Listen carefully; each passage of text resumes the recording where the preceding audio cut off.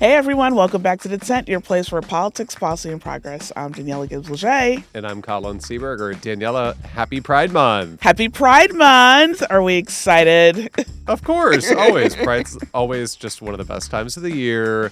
I look forward to seeing lots of friends down at the parade this weekend. Nice. We'll definitely, my husband and I will definitely take our daughter, and we're grabbing some neighbors, bringing people down too. So it'll be, I think it'll be a great trip. Well, Pride is not the only festival happening in DC this month. The DC Docs Festival is coming up, and I heard that you talked with someone who might have an inside scoop on that. Yes, I did. I spoke with Sitney, the director and co-founder of the festival, and we discussed why documentary storytelling is so important, particularly in this fraught political moment, and what we can expect from this year's festival. Well, it sounds like a really cool conversation, but before we get to the arts, we have to get to the news. We do, and I want to start with the Supreme Court because I know, but it's that time of year. We're about to start getting decisions left and right, and I want our listeners to be prepared. Yep.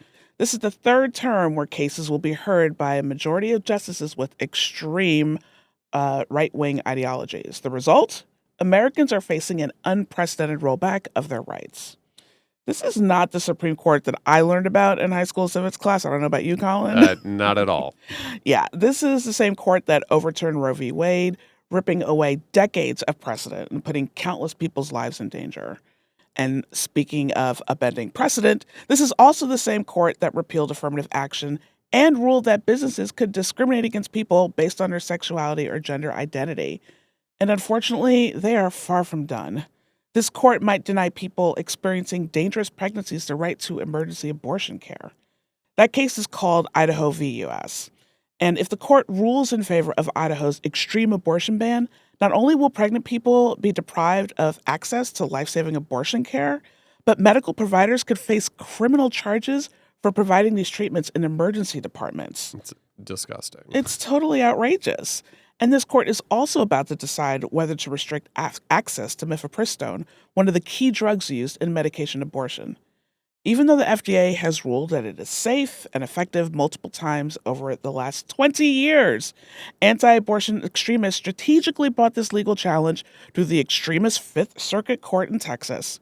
A bad ruling in this case would open the floodgates to even more judicial overreach in medicine.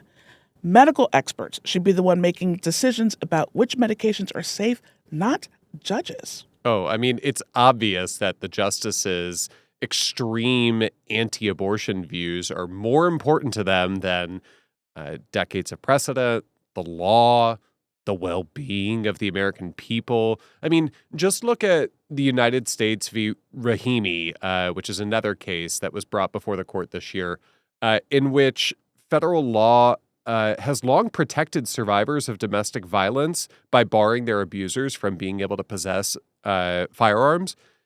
You know, this is a really common sense sort of policy. Yes. Very effective in helping prevent gun violence from proliferating. And it's been on the books for 27 years. But it's entirely possible that this activist Supreme Court will side with the gun lobby and against the American people on Rahimi and turn back the clock, which would just put survivors of domestic violence directly back in the line of fire. But they're not just trying to weaken the laws Americans rely on for safety. You know, these justices are also considering whether to weaken the very agencies that make up the foundation of our federal government. For a long time, the Supreme Court's policy has been to, let nonpartisan civil servants, scientists, and other experts at public agencies figure out how best to implement laws that are passed by Congress. But in two cases this term, Loper Bright Enterprises versus Raimondo and Relentless versus Department of Commerce, they appear poised to potentially intervene and place their own thumbs on the scale, weakening the government's ability to be able to protect Americans from greedy corporations and other sorts of bad actors. These cases could have a tremendous impact on, taking away power from the American people and giving it to, health insurers, polluters like big oil or big gas, and siding with those corporate interests. And, there's one more decision like we have to talk about. We've touched on this somewhat previously in the past, and that's Donald Trump's presidential immunity case. Mm. It's absolutely ridiculous that the court took up this challenge to begin with, given how, pretty much every legal scholar out there is like, it's completely unfounded and ridiculous to suggest that, a president should have complete immunity from criminal liability for acts that they do while in office. Let's remember that Donald Trump's lawyers right now, before the Supreme Court and before the D.C. Court of Appeals, were literally arguing that a president should be able to sick SEAL Team 6 on a political opponent and assassinate them.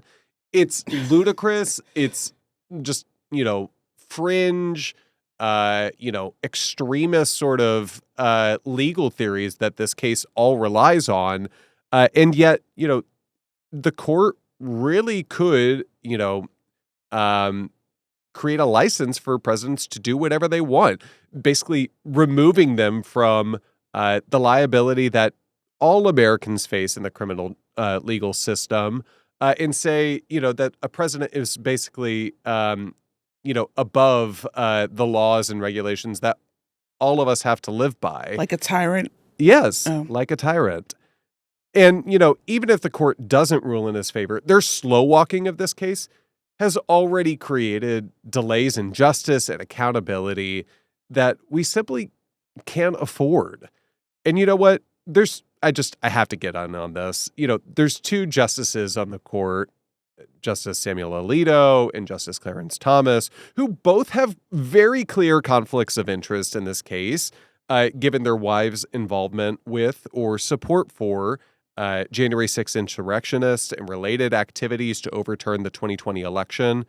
The fact that they won't recuse themselves, even though there's this, very rich, body of material to point to on how they are compromised in this, as it relates to the underlying facts of this case, is so dumbfounding and such an insult, frankly, to the American people. And it's such an insult to like the lawyers who come before the court and are expected to be able to get a fair shake for, having their case heard. The court is supposed to be like a neutral arbiter for, these tough, complex legal questions. And yet, you've got these judges participating in these oral arguments when they're so incredibly compromised. The American people's trust in the court is, at an all-time low. And, it's just further proof of why we need to have our justices held to the same standards as other federal judges and members of Congress. Couldn't have said it better myself, Colin. John Roberts, what are you doing? Where you at, Johnny? Exactly. What's happening? Now, while the Supreme Court justices are busy trying to strip away our rights and freedoms, so are the radical activists behind Project 2025. They sure are. Now, y'all have heard us talk about Project 2025 before. It's an authoritarian playbook for the destruction of nearly 250-year system of checks and balances American democracy is built on. Far-right extremists want to snatch away power from everyday people and give far-right politicians, judges, and corporations more control over their lives. Now, look, for decades, far-right extremists have pushed radical and dangerous ideas that will pull the rug out from America's middle class, strip us our fundamental freedoms, and subvert the rule of law. But now, they have an entire playbook in their hands to make this vision a reality. Yeah, the whole plan really amounts to just an extreme erosion or dismantling of our democracy. Far-right extremists have, already paralyzed Congress. We saw this over the course of the past year with, whether it was Matt Gaetz or Marjorie Taylor Greene, basically bringing the body to a screeching halt. We've already seen that they've captured the Supreme Court, evidenced by Justice Alito and Justice Thomas, and their clear conflicts of interest. As we just talked about, now they seem to have their sights set on the independent, agencies that we trust to keep Americans safe. Agencies like the FDA or, law enforcement, right, that are there are supposed to be there to protect all Americans. They want to funnel those agencies' power right to the president, one person, so our government will serve their interest, not the public's. It's egregious, and it's incredibly, incredibly dangerous. Our colleagues at the Center for American Progress have been furiously working on, dozens of analyses breaking down what are the real impacts and what are the real consequences if Project 2025 actually gets effectuated. And, because there's like 800 pages, 900 pages worth of content in the plan. It's sweeping. It would affect basically every part of American life. And so there's a lot that people need to get familiar with. Is there one in particular you want to dive into this week? Well, if you must ask, there is one, and actually, it is an idea in Project 2025 that actually calls for a group called U.S. Cyber Command, which is part of the U.S. national security apparatus, and is, its charter empowers them to help fight foreign election interference. Project 2025 wants to, give them the pink slips and say, you don't have any role in protecting the U.S. from foreign election interference. It is so bananas, at a time when we are seeing, the New York Times reported last week that Russia, China, other U.S. foreign adversaries are using new tools called, OpenAI, right? Artificial intelligence tools in order to expand the scope and influence of their foreign interference campaigns. It's like why you would put this out there to begin with as an idea is so deranged, but to do it at a time when that there are these new tools in the arsenal that could be weaponized against America's democracy is just ridiculous. And it's all happening because Project 2025, they say that, this is Cybercom's work in federal elections is partisan or it's tainted in some way, which is just ridiculous. And it's just, an example of Project 2025 doing more to not advance the interest of the American people, but advance the interest of election deniers and people who tried to overturn the 2020 election. And, we got to be clear that we've seen a lot of instances of how these foreign adversaries have actually weaponized, or have actually penetrated U.S. elections previously. I can think very concretely in 2016, Russia explicitly targeted Black Americans in Wisconsin and in Michigan, two crucial presidential battlegrounds, to the point that we saw significant drop-offs in turnout in those, in Detroit and Milwaukee. In a very close election, that's very consequential, right? Wow. It just goes to show how extreme this policy really is, like the entire Project 2025 playbook. Because here's what's at stake if it actually gets put into place. As you referenced earlier, we have already experienced significant foreign interference in our elections, including 2016, 2018, and 2020. And intelligence officials have repeatedly assessed China, Russia, and Iran as posing ongoing election threats. Oh, like right now? Yeah, like right now. Oh, it sounds like a great time to just say, let's throw up our arms and say, poof, good luck. Exactly. These countries want to interfere to advance their global interests, divide Western alliances, magnify American social divisions, and undermine our international standing and reputation.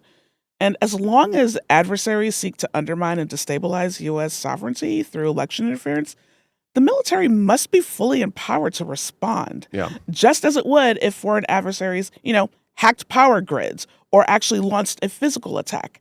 An attack on American democracy is an attack on America, but far-right extremists don't seem to understand that.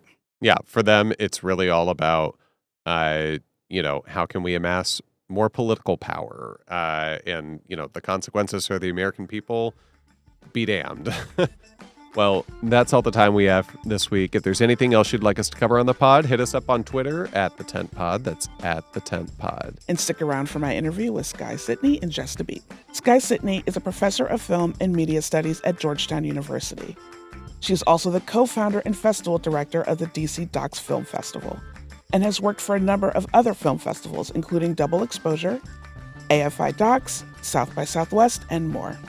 She serves on a number of festival juries and award review committees. Sky Sitney, thanks so much for joining us on The Tent. Oh, thank you for having me. So happy to be here. So the DC Docs Festival is coming up. What is DC Docs? When did it start and how was it founded? Well, DC Docs is an annual documentary festival. Right now, it takes place over 4 days in June. And indeed, it's coming up right around the corner, June 13th through the 16th. This year, we're showing 100 films representing 17 countries and all kinds of artistic and thematic styles. The origin of the festival is that both myself and co-founder Jamie Shore, who had a very personal role in another major documentary festival here in DC from the past, and that festival is AFI Docs. Though when I was on board, most of the festival was known as Silver Docs in my time. We understood and learned that AFI Docs was going to be leaving the city, that it was going on a hiatus of some unknown amount of time. And we felt very strongly, being here in this city on the ground, deeply involved and invested in documentary film, we were certain that this was a void worth filling and that there would be a tremendous appetite, both from the local community, but also the national and indeed international documentary community who want their films to be seen in DC, and DC audiences want an opportunity to engage with the kind of storytelling that's happening in the documentary space.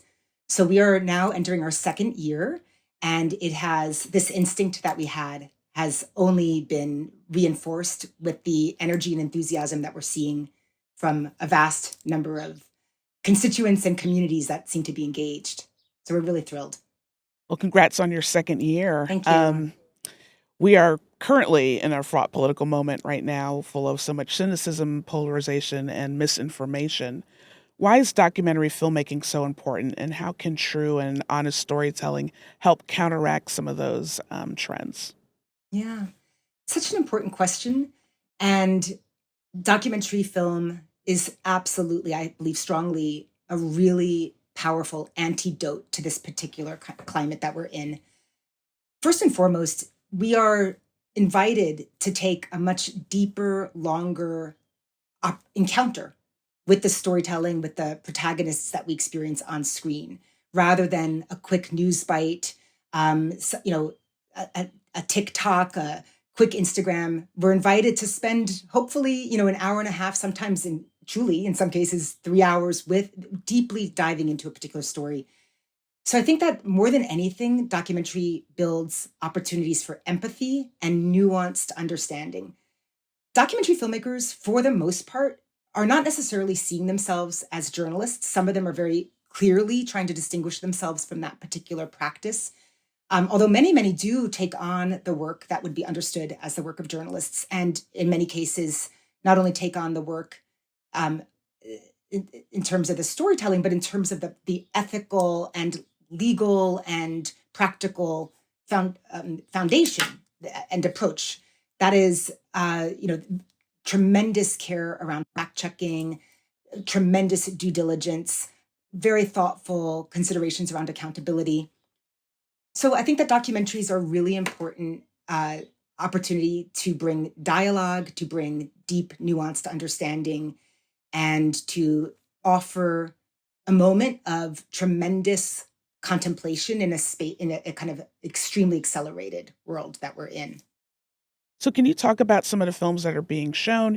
How were they selected, and what are some of the stories that they tell?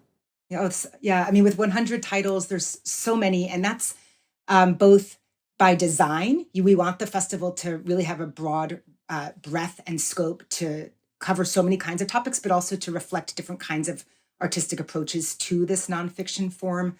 But it also reflects a little bit of our insatiable appetite, our inability to say no, to so many wonderful films that are coming our way. So, one might assume, and I think that this is justified, that many of the films that we bring forward here are political. Although I think that we want to define political in a broader range, but they are, addressing some of the most important topics of our time. We're looking at issues like disinformation, the war in Ukraine, the threat of journalists in Russia, the what's happening here on the ground in terms of dissipation of civic discourse. We have the film The Six by our local talent, Sean Fine and Andrea Nix Fine, that takes a deeply personal look at, what happened on January 6th from people on the ground who experienced it firsthand, all the way to a film like War Games, which premiered at Sundance, which kind of does a bit of role playing to anticipate what a future military coup might look like if a future election were called into question. In the midst of all that, we have films about incredible artists, musicians, painters. The program is by design very has a tremendous amount of scope to it, so that we can really explore the wide range of documentary storytelling today.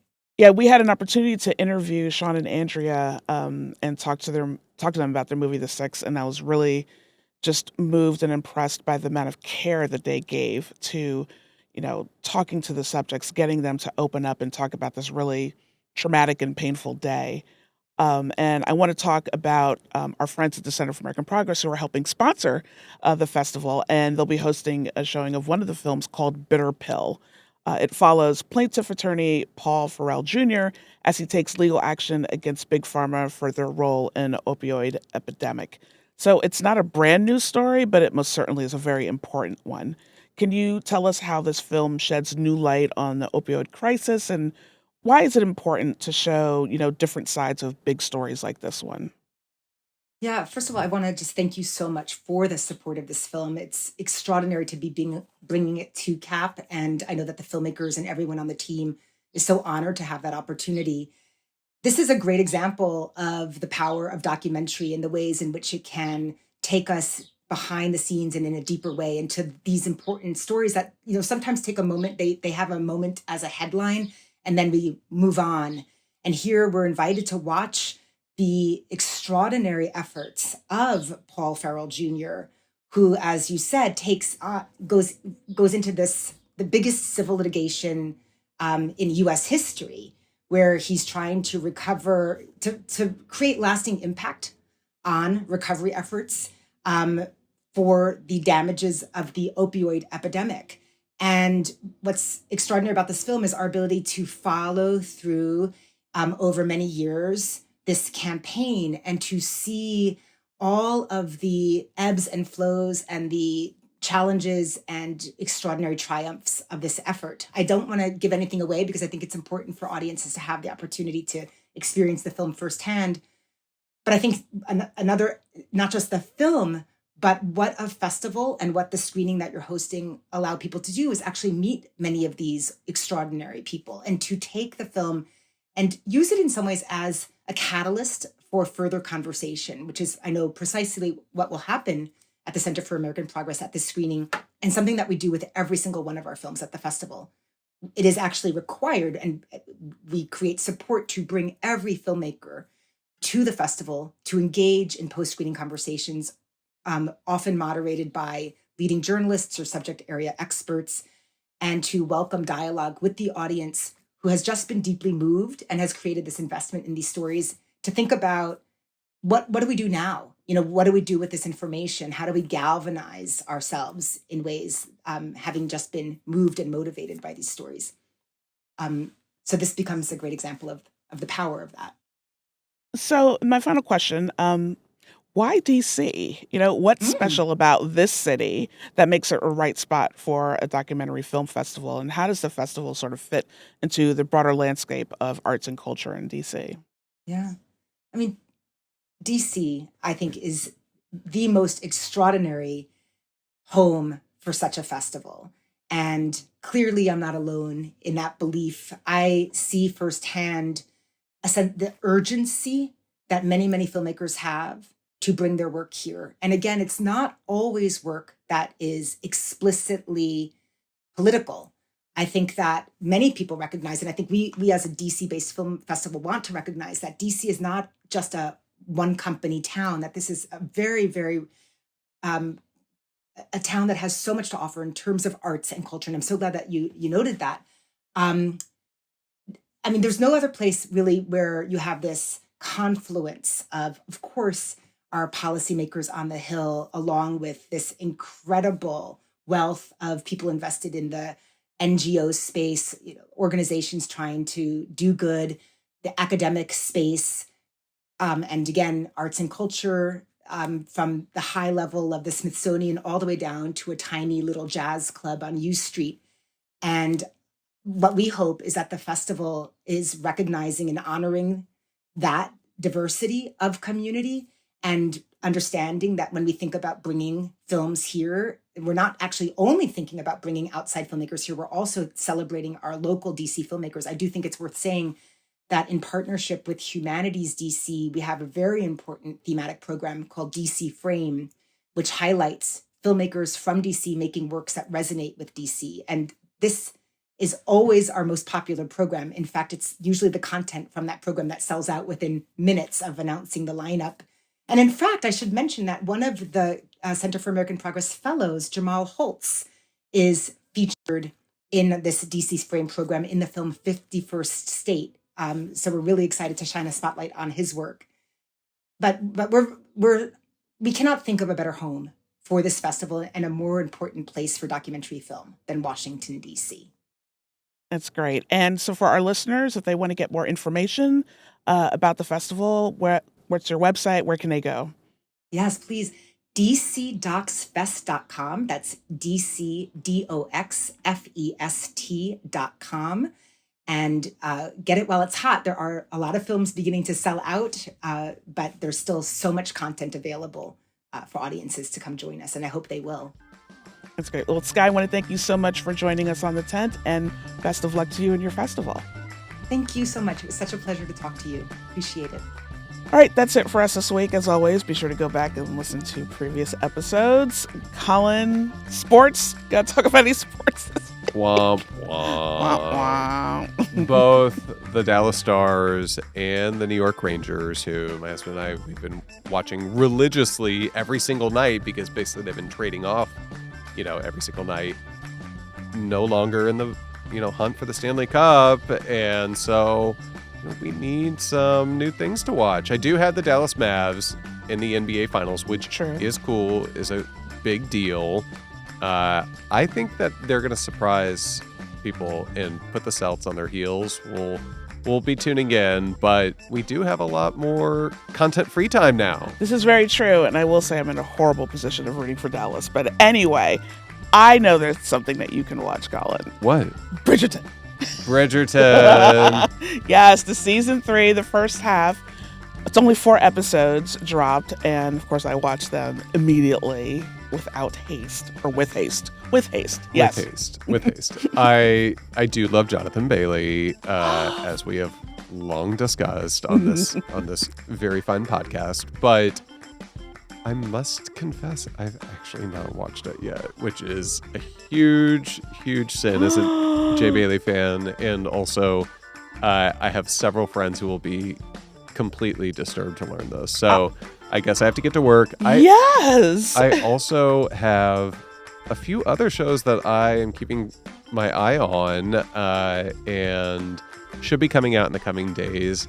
I'm not sure if you've caught the previews for Presumed Innocent. Oh, yes, I have. Yeah, featuring Jake Gyllenhaal, but it's basically about a murder that takes place that implicates an attorney in the Chicago prosecutor's office, right? And basically implicates one of their own. So people are like, what's going on, right? And it touches on it's like obviously this whodunit sort of thing, right? But also touches on politics, power dynamics, sex, a whole bunch of different things. So I'll be very interested to watch it when it starts coming out, I think, next week. Yes, I am also looking forward to that.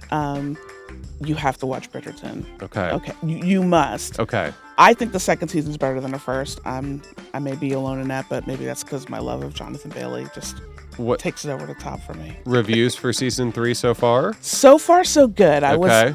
I can't really get into it with you because of big spoilers, but I was hesitant because I wasn't sure how I was going to feel about the things that I was going to see, but it was good. Okay. I'm entertained, and I was annoyed that it stopped when it did. I was like, "Come on!" That will do it for me. Yeah. All right. So it's coming back. I'm really excited about that. I am watching another one on Netflix called A Man in Full with Jeff Daniels, and it's I love Jeff. I love Jeff Daniels, and I'm like, how is it though to have a show where I don't like any of the main characters? Like, I'm not rooting for anybody. Diane Lane is in it. I'm rooting for her because she's amazing, and I'll root for her in anything. Yeah. But like, all the main characters have like flaws. Well, so yeah. I mean, I don't know. It makes for interesting television. It makes them human. This is true because none of us are perfect, Colin, except maybe Jonathan Bailey. Yes, of course. Okay, that's going to wrap it up for us and our weekly devotion to Jonathan Bailey. Y'all take care of yourselves. It's about to be summer for real, for real. Stay cool. Stay very, very cool and stay hydrated, and we'll talk to you next week. You hear that, folks? Going to the Pride Parade. Drink your water. Seriously, stay hydrated. We don't need a queen, fainting in the middle of the parade route. No, we don't. The Tent is a podcast from the Center for American Progress Action Fund. It's hosted by me, Daniella Gibbs-Leger, and co-hosted by Colin Seeberger. Aaron Phillips is our lead producer. Kelly McCoy is our supervising producer. Mishka Espy is our booking producer, and Muggs Leone is our digital producer. Hi Fan, Matthew Gossage, Olivia Mowry, and Tony Pandolfo are our video team. You can find us on YouTube, Apple, Spotify, Google Play, or wherever you get your podcasts.